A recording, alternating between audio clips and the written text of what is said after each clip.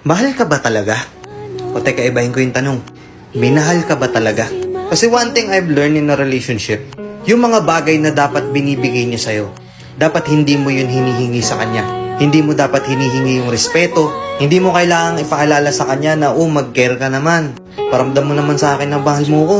Hindi mo na dapat hinihingi yung mga simpleng bagay na dapat ginagawa niya sa'yo ng kusa.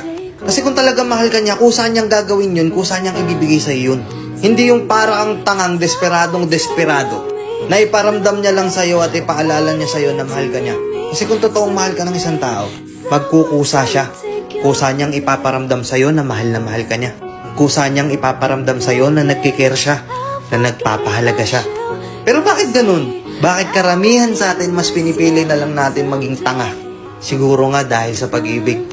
Handa tayong magpakatanga. Pero tama pa ba? Inuulit ko. Yung